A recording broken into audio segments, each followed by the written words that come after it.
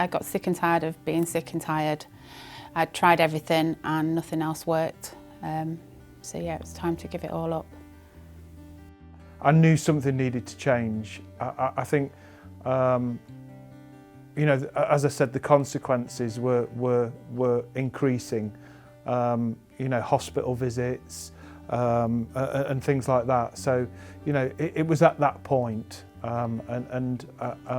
know, I finally got to that point where, as I say, I reached out and asked for a rehab actually. The last time I got sober, it was because I had that connection with the community and coming out of my house and making friends and seeing other people really that had gone through similar things. For me, it was a period of about 2 years of when I first realised I needed to stop drinking. It was clearly a problem for me, and I tried a variety of services, and there was just something in me that didn't have that will. And on this occasion, I felt like for me, I'd hit rock bottom. I had nowhere else to go but up, and that's when that was my sort of moment of clarity.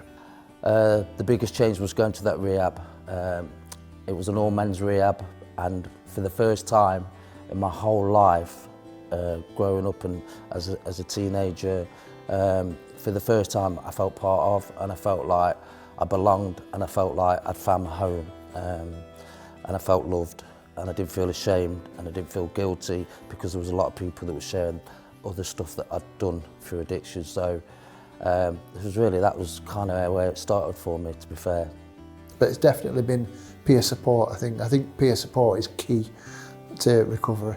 It's a big journey. It's not something you can do on your own. Long story short, I had an accident. I got knocked over by a car and broke my femur, and I was laying in the hospital, and the accommodation I was living at wasn't ideal. It was a shared house, and I didn't want to go back. So I phoned my key worker. My key worker actually phoned me and told me he could get me in a rehab, and that was it. I was like, you know what, I've tried everything else. I can't do this on my own. And I've never looked back since. I think the main thing was just sat down one night with my normal drink, what I would drink, and tears just rolled down my face, and I was so tired of being sick and tired that I knew I couldn't carry on anymore. You know, I lost the relationships with family members. I lost the relationships with partners. I lost material things in my life. Health was deteriorating rapidly. And finally, I was sort of reduced to a plastic bag with, you know, a couple of items of clothes in, with nowhere to go, sofa surfing, on the point of being street homeless. And it was sort of at that point, you know, in a way I sort of see that as a rock bottom. You know, the lowest point for me would be, you know, missing out on them 5 years with my children, because my addiction became so unmanageable and so risky, and everything that was involved with it. That was my lowest point, and that took 5 years. You know what I mean? So, you know, I miss my kids, you know, today after a week. And it was that feeling of, I don't want to live, but I also don't want to die, and that's the point I got to, and that's definitely a turning point in my life. I've always used substances to try and fit in and feel normal, and be more confident in myself, because I never had that from an early age. I started using in high school, and have done throughout my life until like one substance or another, and then it got to a point where it wasn't working anymore. Nothing was working, and I was very, very ill. I thought I knew about addiction. I thought it was a choice. I thought I could stop at any time, and really, and I believed that once you became detoxed from your substance, once it was out your system, you'd be fixed and you could go back to your ordinary life. And I was massively, massively mistaken. I knew nothing about addiction. And Yeah, so that's when I knew I needed something more.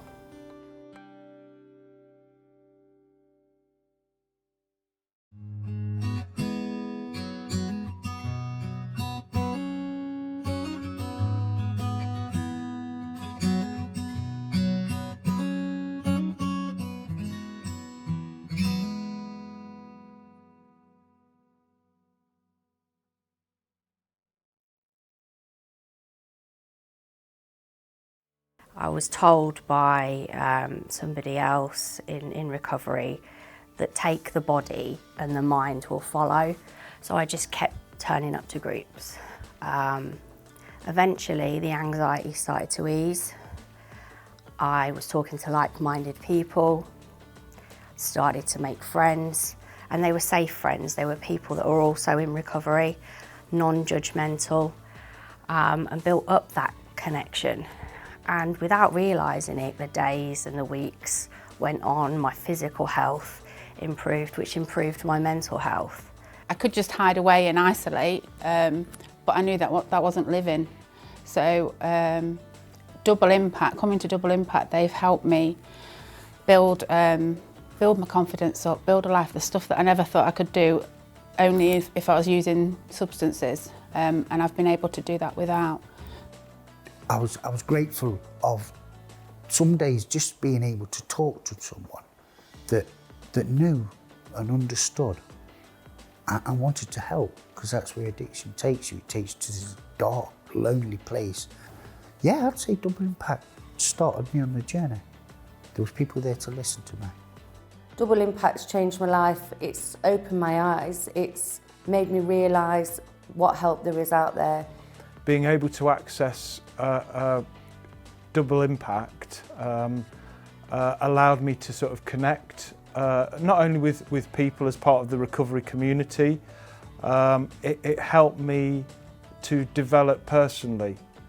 I was able to do some education and be part of something else other than living on my own, sort of in a bedroom or whatever as it was then, because I was sort of staying at my mum's. So really, Double Impact gave me an opportunity to have structure and routine in my life. Double Impact has been massive to me. It definitely has changed my life. It's given me a purpose. I went from a volunteer to being a project worker, instead of being this person that was just kind of lost and didn't know her way and didn't know who she wanted to be. Now I know what I want to do in life, and I'm achieving all the things that I wanted to achieve. And I'll never forget going through that building and going upstairs and being greeted by reception and straight away feeling at home. It was the same when I went to rehab, and it was the same when I went into Double Impact, and it continues to have that vibe and that recovery atmosphere. A word I like to use is hope.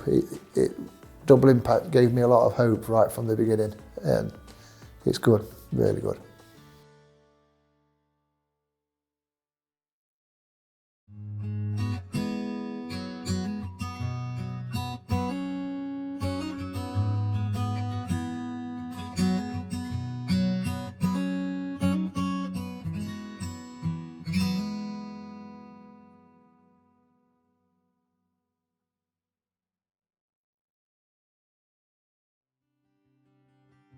I've watched quite a few people come in through the doors and watched how well they've grown, and it's satisfying, really satisfying. But at the same time, like I said earlier, it cements my recovery because I feel accountable for it.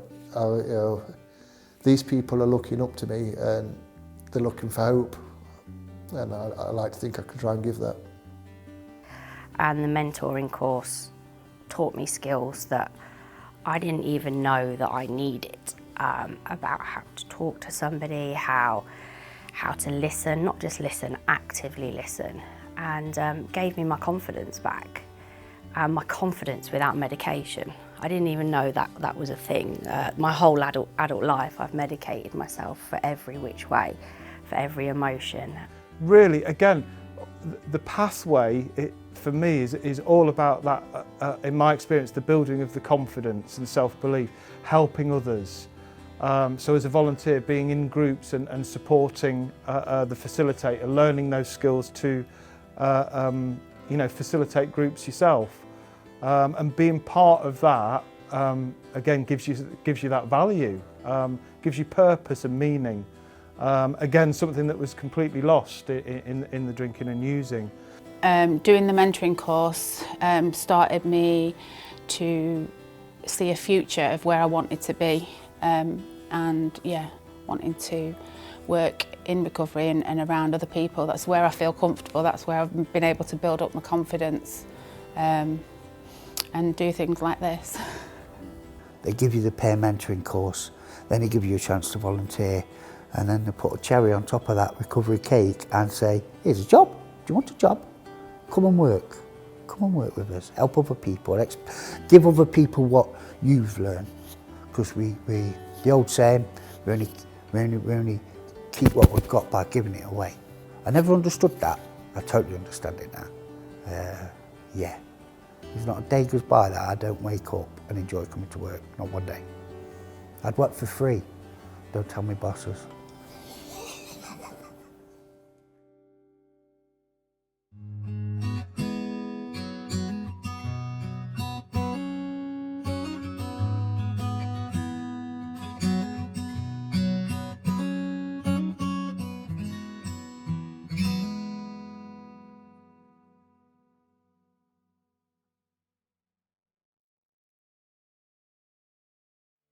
To actually be part of a recovery community, and to then, as a part of that recovery community, help and support other people that may be new, guiding people through that journey, being a part of that journey with other people, has been tremendous. I didn't think I could live without being medicated. So yeah, just being able to get up in the morning, go through the day, go through the night, without having to rely on a substance. My son is in his teens, and throughout his memory of life kind of thing, I've always been drinking. And I've not maybe been there as much for him as a dad as I should be. And now, over the last 11 months that I've been able to stay abstinent and be sober, I'll be able to be there as a dad for him in a way that I've never been before. And I now have this relationship with him who, when I look back, a year, 2 years ago, I didn't think it was going to be possible, ever. And to me, that's the most rewarding thing. It's knowing who I am, being the person I want to be, having the confidence and self-awareness to know that I can achieve things in life. In addiction, my mind was busy, loud, shouting. When I couldn't process a thought completely. I couldn't think clearly. Recovery's brought me a calmness into my brain, and my mind feels at peace. Recovery has allowed me to be able to face life on life's terms. We have a saying in recovery about fear, and I was ruled by fear. And the fear stands for false evidence appearing real. And I really enjoyed that when I heard that, because internally, that's kind of what went off for me. You're not good enough, Dave. You don't deserve it. You'll get found out, all of this stuff. Recovery has allowed me to overcome that on a daily basis. The best thing about recovery is waking up and putting the kettle on, opening the curtains, sorting the dogs out, having the children's uniforms on the banister ready for the school the next day. There's petrol in my car, the house is clean, the bins are sorted out and not full of bottles. I've not got to apologise to any neighbours, I've not got to go through my text messages and see who I've messaged. I'm free. I've got a life where I've got choices. I wake up in the morning and I know what I'm doing each day, and I'm happy. That's the biggest changing point for me. I'm happy, I'm actually happy within myself. I'm liking myself again, which I haven't done for a long time.